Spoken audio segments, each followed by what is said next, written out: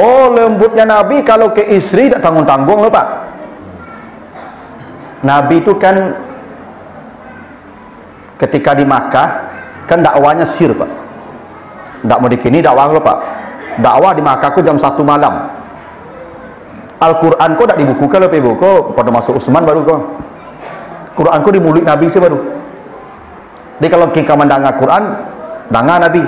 Berkumpullah di rumah Arkam bin Abil Arkam jam 1 malam. Setelah Nabi pulang jam 1, jam 2, jam 3 Nabi pulang salat subuh nado leh.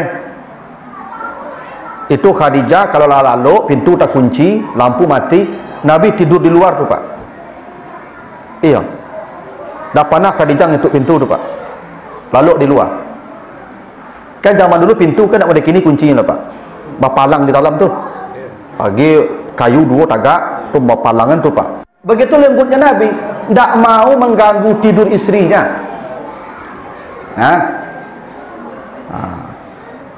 Bahkan Aisyah cerita ni Aisyah cerita ibu. Atani Rasulullah Zatayub ni hadis ini pernah saya sampaikan di ceramah di pengajian mingguan. Satu kali kata Aisyah, Nabi datang ke rumah saya di siang. Lalu Nabi bertanya, "Ya Aisyah, hal indakunna syai'?" Aisyah, ada tak sesuatu yang bisa dimakan?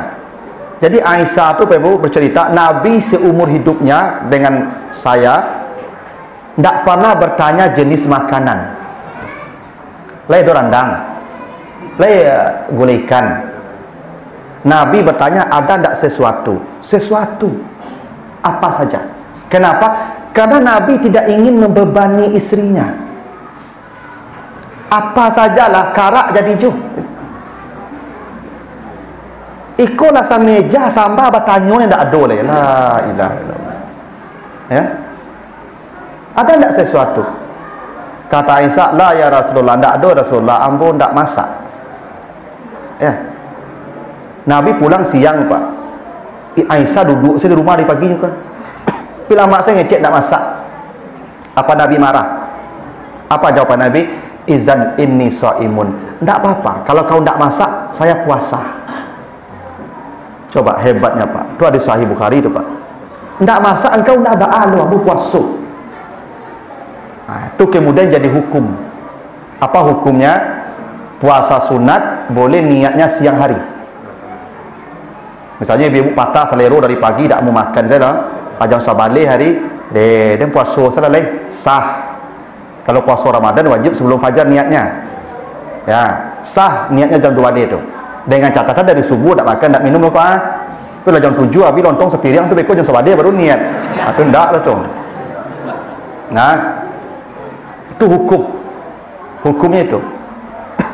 Tapi yang dicontohkan Nabi apa? Kelembutan ke istri, sehingga istrinya tidak pernah takut, bahkan mengecewakan dia yang tidak masak, tak takut apa-apa. Kalau ada murid itu ibu-ibu kira-kira Pak pulang siang Pak, parit lapar latih Pak, tak ada kena makan Pak. Wah tanya Pak sambal dia nak masak loh macam ni.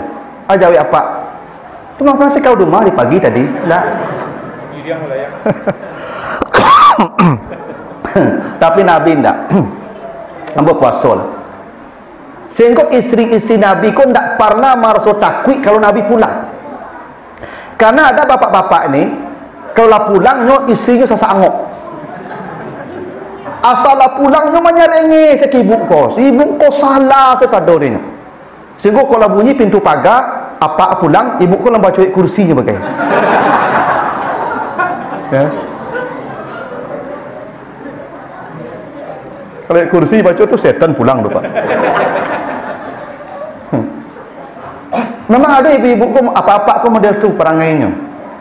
Tak ada kelembutan, asal pulang menyerengi setari. Ya. Sehingga kau dapat telefon ibu ku, "Bu, ambo dak pulang lo ada dinas luar kota seminggu." Sujud syukur ibu ku langsung.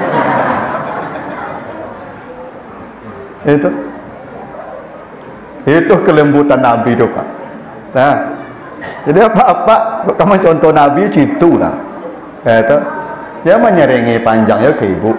Itu pulang tak ada makan puasa. Besok pulang tak ada makan puasa dia. sampai bila puasa Ustaz? Sampai bila je. Tapi ibu-ibu jangan bertonggok dah kecil ambo ke besok. Ibu dah masak-masak lah kan. Babu sambah. Tak dengar Ustaz ceramah malam tadi. Aisyah cutu. Jangan Aisyahnya dicontoh, yang dicontoh nabinya. Tak Aisyah dicontoh lah. Ya, jangan ibu ambil contoh ke Aisyah. Ini contoh dari nabi begitu. Tak hebat nabi itu, Pak. Lembut.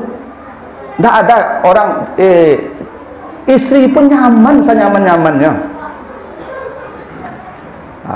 Lalu kata Aisyah lagi, Nabi datang lagi keesokan harinya. Lalu saya berkata kepada beliau, ya Rasulullah, kat uhdiya ilayya his. Saya diberi orang his. His itu makanan, kalau di awak sejenis martabak Mesir lah, Pak Ibu. Saya menunggu engkau makan dari pagi, saya tidak makan. Saya tunggu engkau pulang. Ayo kita makan. Nabi, makan, kata Nabi. Nabi langsung makan bersama Aisyah. Padahal Nabi sedang puasa. Ya Pak, hebatnya Pak. Nabi sedang puasa, Nabi makan, membatalkan puasanya. Tidak ngomong sama istrinya, makan saja. Padahal Nabi puasa. Lah sudah makan baru Nabi kasih tahu puasa. Kenapa Nabi membatalkan puasanya ketika Aisyah majak makan? Karena kata Aisyah, ambo menunggu engkau makan dari pagi. Nabi tidak ingin mengecewakan istrinya. Coba ibu bayangkan cukup. Ibu dari pagi lah tunggu apa lah sampai siang bertahan lapar. Siang pulang apa? Pak, makan ayah. Dan puasa siapa? Oke cibuk. Tahu dia kocak makan tadi ke dia itu. Itu cibuk ya. Nabi makan saja. Itu jadi hukum. Apa hukumnya? Bapak Ibu kalau sedang puasa sunat diundang orang makan, makan. Jangan puasa, makan. Saya puasa Senin kok jam 1 tiba. Misalnya kan Pak Kedir membawa misalnya kan, Pak Pak W, Pak Ketua mau makan rumah buat ada undangan kok ada apa doa apa sedang puasa makan, jangan ngecek-ngecek makan saya. Ku puasa Ustaz, dah apa-apa puasa dah dapat pahala tu. Tambah pahala menih undangan lain, wajib kadang pahalanya. Pauri wakilit lu pulang. Apa? Jadi hukum. Ya. Tapi ini diundang Pak ya, enggak ditraktir lah gua. Ya, tapi kalau ditraktir enggak. Pas sedang puasa kan. Oh Pak, ya kalau kau sebentar makan Pak. Nah, itu traktir namanya itu. Jawab enggak usah. Makasih banyak. Tapi kalau undangan udah siapkan dari pagi itu makan. Tapi kok puasa sunat ya? Ramadan enggak loh. Jadi ibu salah lu besok, apa sedang puasa tengah hari kan Pak makan ada. Yo lah hidup Allah tu. Enggak. Ya. Hukumnya begitu. Tetapi kenapa Nabi berbuka saat Aisyah mengajak makan? Karena Nabi tidak mau mengecewakan istrinya. Karena dalam hitungan agama ni Pak Ibu, menyenangkan hati istri itu pahalanya lebih besar daripada puasa. Tolong Ibu catat ke ya. Ibu rekam tadi kau dengan kalimat sebentar kau. Menyenangkan hati istri itu pahalanya lebih besar dari puasa. Rekam ni seketik kau saya. Tapi kau bunyian dah kayak apa? Tahu? Adik lalu bunyian kecil ambo kau. Membahagiakan hati istri pahalanya lebih besar dari berpuasa. Pakai apa? Maksud lo?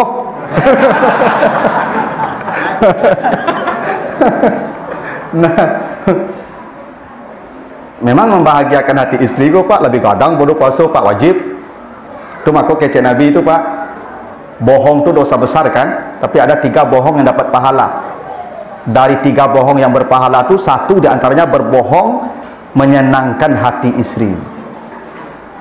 Bukan membohongi istri Pak ya. Itu beda tuh Pak.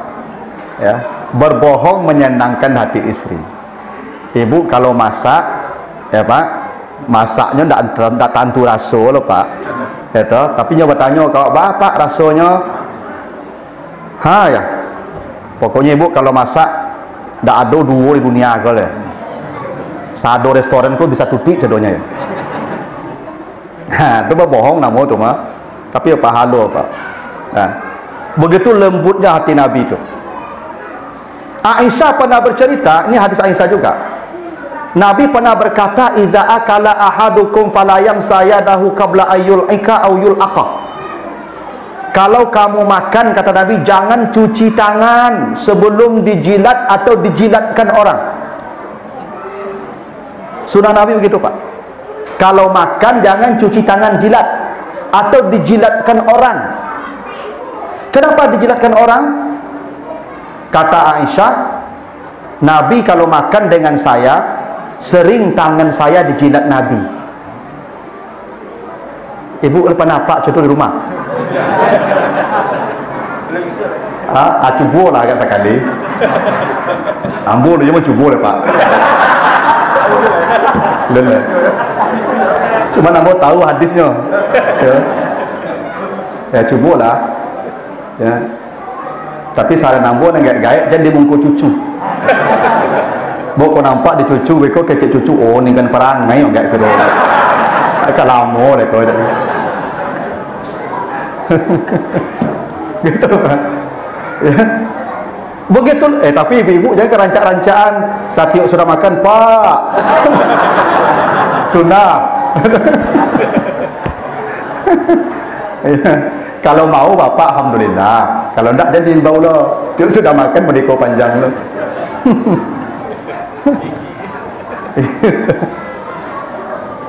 Nah, itu lembutnya Nabi. Bahkan hebatnya, Pak. Ini Safiyah cerita nih. Safiyah ini istri Nabi juga, ya, dari kalangan Yahudi. Nabi itu kalau kami naik kendaraan, kendaraan dulu kan onta, Pak. Nabi itu kalau kami naik kendaraan onta, Nabi jongkok dan kami menginjak paha beliau sebagai anak tangga. Coba hebatnya, Pak. Nabi itu kalau naik kendaraan istrinya, Pak, Nabi jongkok dan istrinya menginjak paha beliau. Nabi itu kepala negara, Pak. Tak PRW lo, tak PRT lo, kepala negara. Lo bayang, Pak, apa? Presiden, Pak. Ya. Nabi, Pak. Tak ustaz lo, Pak. Nabi menerima wahyu. Tapi kalau istri naik kendaraan, kaki beliau jadi anak tangga. Itu makanya apa-apa ibu bukan naik auto, bukaan pintu tu, Pak. Lah masuk ibu baru tutup pintunya. Nah, kadang ibu-ibu ciek kaki masuk auto, Pak, auto lah jalan. Gitu. Iya. Ibu kok melambek jo. Awak tak gagih. Nah, pertanyaannya Bapak Ibu, kenapa Nabi Muhammad tumbuh sebagai pribadi yang sangat lembut? Karena beliau diasuh oleh seorang wanita namanya Halimah. Halimah itu artinya lembut. Halimah. Memang Halimah itu Bapak Ibu hidup di kampung Sa'idah. Sa'idah itu artinya orang-orang lembut juga. Dan di kampung itu memang bahasa orang santun, Pak. Nabi Muhammad itu kelahir di Makkah, tapi digadangan tak di Makkah loh, Pak. Digadangan di kampung, di pelosok. Kalau di kampung ke orang lembut mengecek, Pak. Orang pedalaman tu kalau mengecek santun beda dengan orang kota, Pak. Orang kota ku cenderung kasar. Tu makanya orang pedalaman tu, Pak, mengecek lunak-lunak. Orang Payakumbuh kan mengecek lunak, Pak. Payakumbuh, Sangka. Orang Payakumbuh tu kalau mengecek kan seperti balagu, Pak. Kalau menyapu awak kan bilo tibo. Tak begitu, Pak. Tapi kalau orang posisi, lah bro. Situ, Pak. Kaju-kaju jadinya. Iya. Jadi di kampung Sa'idah tu orang lembut sadonya, Pak. Halimah tu lembut. Sebenarnya lembut, Pak. Maka namanya Halimah.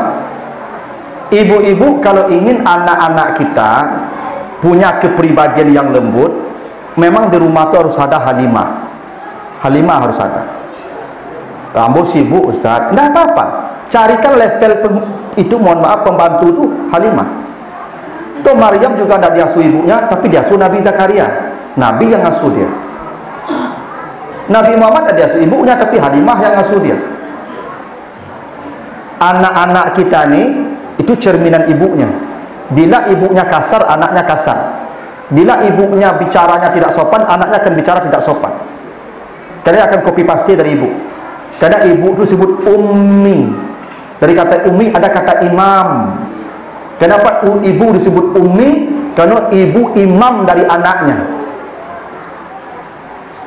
Apapun yang dicontohkan ibu, itulah anaknya nanti. Karena itulah ibu disebut ummi. Ya. Jadi memang ibu-ibu ini yang menjadi pokok. Kalau anak-anaknya santun, ibunya santun biasa itu. Itu makuk kehadiran ibu di rumah aku penting. Penting hadir anak ibu di rumah aku. Mohon maaf kadang-kadang ada awak aku ibu, ya, pendidikan tinggi, gelar banyak, ya, karir hebat, tapi anak kacau. Kenapa? Karena kita tidak menjadikan, tidak menyiapkan Halimah di rumah itu. Kalau tidak bisa kita, tidak apa-apa. Tapi orang yang punya kemampuan untuk menjadikan anak kita menjadi yang santun.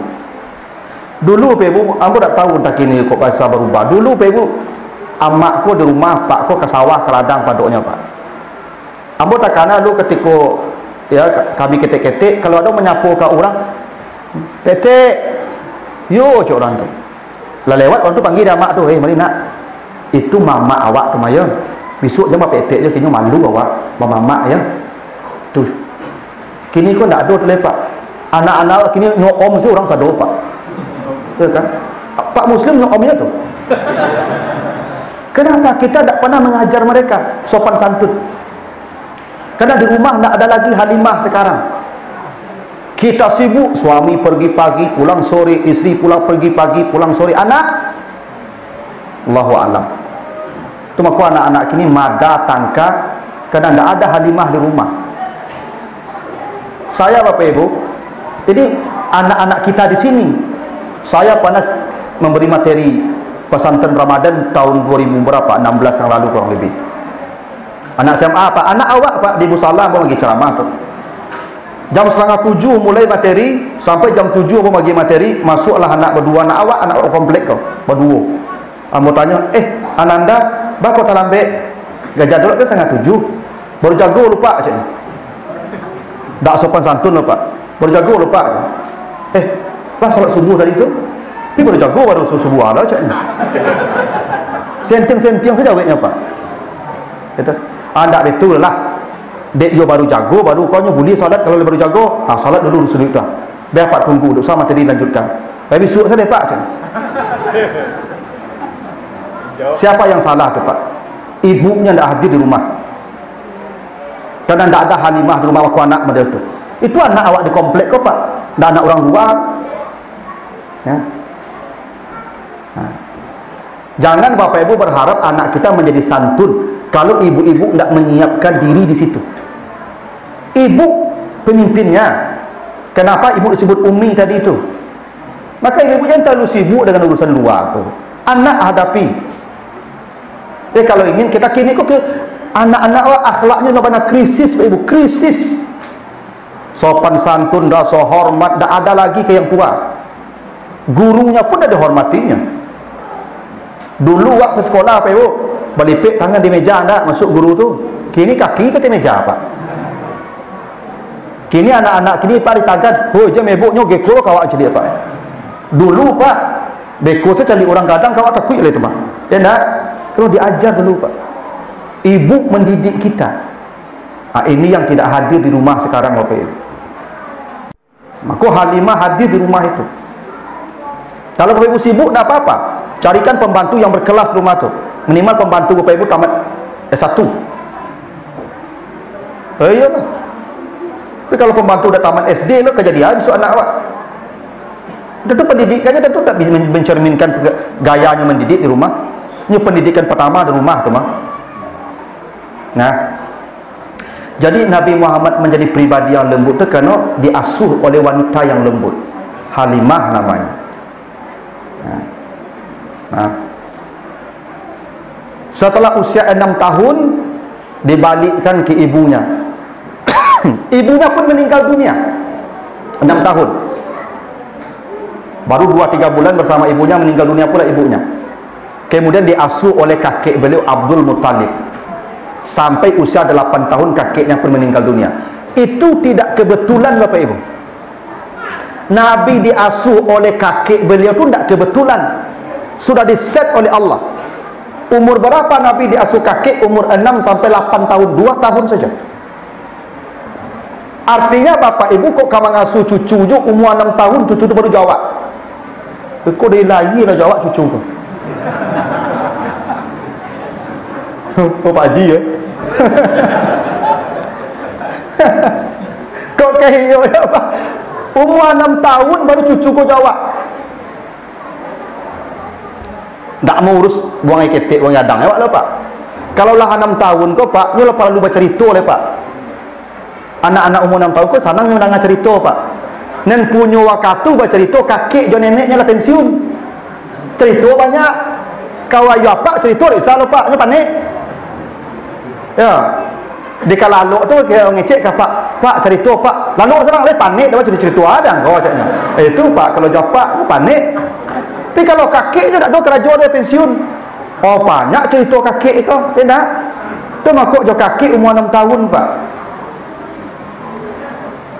Nyon anak kau Pak tak boleh dari ketek jo kakek jo nenek lah Pak. Kau itu ajaran kakek ajaran nenek kau acuk salah. Perangai kakek Pak, cucu kau tak pernah salah lah Pak. Itu perangai kakek. Dan kakek nenek kau dan cucu kau tak boleh diberangi. Salah anak kau Pak, anak ambo salah ambo berangi, ambo diberang di ayah ambo Pak. Makanya anak kau kalau you cucu, ya kalau jo kakek Pak, you di backing tarui Pak. Itu makanya rusak mental anak kadang-kadang kalau jo kakek. Nah itu Pak. Tapi apa-apa dia mengasuh cucu, mulai dalam beko jangan dibikin kau aben anak kau leh. Dan tak leh. Batuk, ya betul ni Ustaz malam tadi tak. Lah 6 tahun usuk dia leh. Nah, dia leh. Jangan tolong je lah nyo. Tapi idealnya begitu, usia 6 tahun baru cucu ni sama kita. Kalau usia 6 tahun pun mengecek cerita banyak pengalaman kan dibagi je. Itu yang dilakukan kakek Nabi ke Nabi dalam usia 6 sampai 8 tahun itu. Itu nak kebetulan di set Allah itu supaya jadi contoh lo di awak. Kalau lah dah 8 bekon dan anak kau lah kawannya. Tak tahu dia jawab lepak. Setelah umur 8 tahun kakek Nabi meninggal. Siapa yang mengasuh? Pamannya Abu Talib. Paman Nabi ini ada 9. Ada 2 orang yang kaya raya namanya Abbas dan Haris. Kaya Abbas dan Haris. Tapi kakek Nabi tidak menitipkan ke Haris atau ke Abbas, tapi dititipkan ke Abu Talib yang paling miskin dari anaknya yang 9. Dari 9 anak Abdul Muttalib, Abu Talib yang paling miskin. Tapi Nabi Muhammad dititipkan ke Abu Talib yang paling miskin, tidak ke yang paling kaya. Kenapa begitu? Karena Nabi Muhammad ini calon pemimpin. Calon pemimpin tidak boleh cengeng. Calon pemimpin tidak boleh besar dengan uang banyak. Anak kalau jual fasilitas mewah dari ketek, jual uang banyak dari ketek, utaknya dapat jalan lah. Sayolah Pak Ibu kamu. Anak kau kalau disuruh dupiti saya tu sebentar Pak Ibu, panganannya tumpul, tak kreatif. Maka anak kau perlu diajar duit. Bapak Ibu walaupun banyak piti, anak kalau berkandak jangan langsung diagi, janjikan besok cari piti dulu, supaya dia tahu tak semudah tu dapat lah.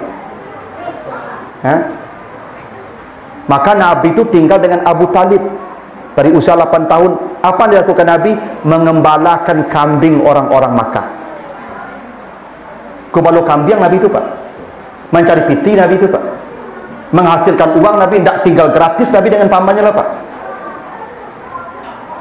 Nabi itu dari kecil sudah diajar mencari hidup. Tak pernah Nabi itu menengadakan tangan Nabi itu. Pelatih Nabi itu, kubalo kambing. Nya dulu alasannya Pak Ibu bakok kubalo kambing. Bawa Nabi ko calon pemimpin umat. Nabi itu kerajaannya mengubalun orang. Ya. Sabalun mengubalun orang, dilatih ke kambing lu. Nyo perangai orang ko mirip. Bapak Ibu memelihara kambing kok payah.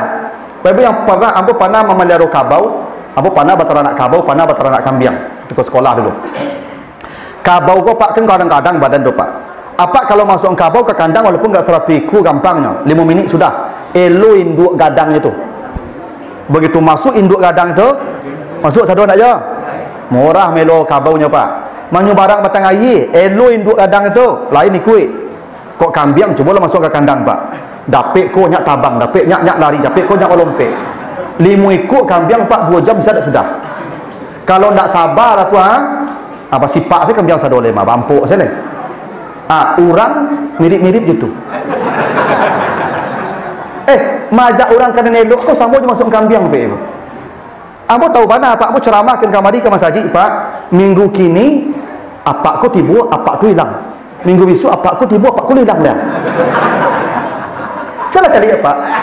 Makanya ceramah kau jamaah tak pernah tatap loh Pak. Sehingga kalau materi ceramah kau bersambung, tak nyambung je loh. Orangnya beda kali tibu.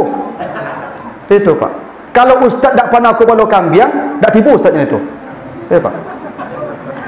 Untung buat pada aku bawa kambing Pak, jadi ambo apa? Ya. Maka Nabi dilatihkan ke kambing tu, kena memelihara kambing tu perlu kesabaran Pak.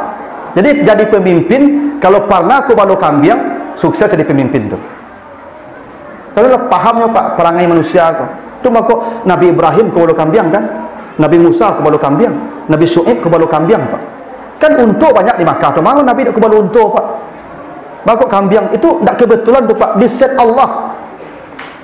Kan semuanya diatur Allah. Allah Bapak, alam yajidaka yatiman fa'awa, wa wajadaka dalan fahada, wa wajadaka ailan. Itu semuanya diatur Allah. Tak ada yang kebetulan. Ya. Di samping Nabi itu menunjukkan kejujuran yang luar biasa kalau kambing tu Pak. Bok kambing punya banyak Pak. Bisa aja dijual sikut Pak, bisa dibakar sikut, tak tahu orang loh Pak. Nabi tidak pernah melakukannya Pak. Sebanyak apa masuk, sebanyak itu keluar. Sebanyak itu keluar, sebanyak itu masuk. Nabi tidak pernah membawa kambing masuk kalau tidak kenyang. Itu hebatnya akhlak Nabi itu Pak. Tidak pernah Nabi memasukkan ke kandang kambing yang digembalakannya kecuali kambing itu semua kenyang. Seperti bodawak kan tidak Pak.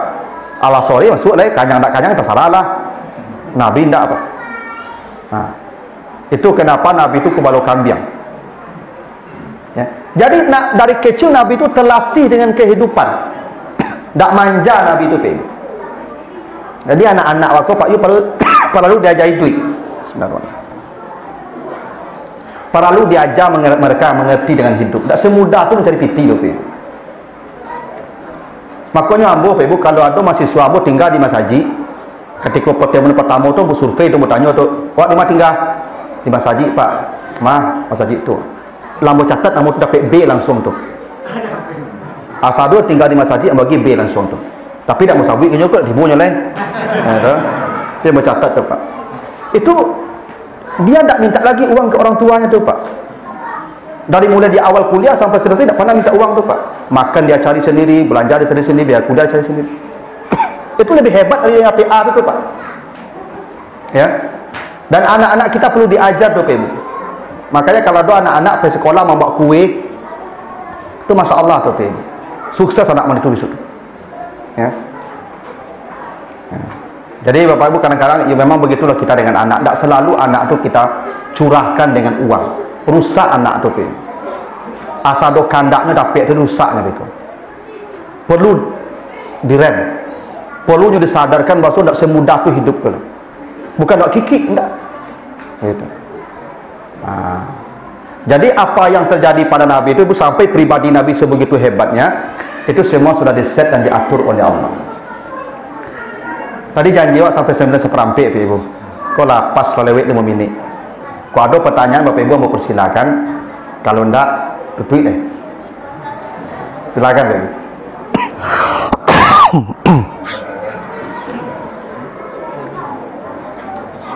Silakan Bapak Ibu. Ada pertanyaan? Tak Ibu ya.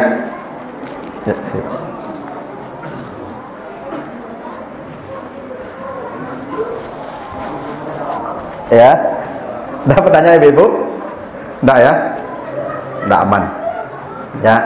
Kira-kira yang mana yang ibu ambil yang tadi di sepanjang tu ngecek, yang mana yang ibu ambil? Ha? Yang terakhir tadi yang membahagiakan hati isi lebih besar pada puasa. Ha, tu saya ambil cik lah tu. Buat pulang tu keceng kapak tu beko. Ha, ini harus dibuat kat cik ibu je lapis je sadonya. Kalau sebanyak tu mengecek lapis sado dak mu lah Pak. Ha? Ha, gitulah. Ya, kalau tidak ada lagi yang perlu ditanyakan, kita cukup dulu begitu. Mudah-mudahan ada manfaatnya, lebih kurang mohon maaf. Subhanakallahumma wa bihamdika asyhadu an la ilaha illa anta astaghfiruka wa atubu ilaika. Assalamualaikum warahmatullahi wabarakatuh.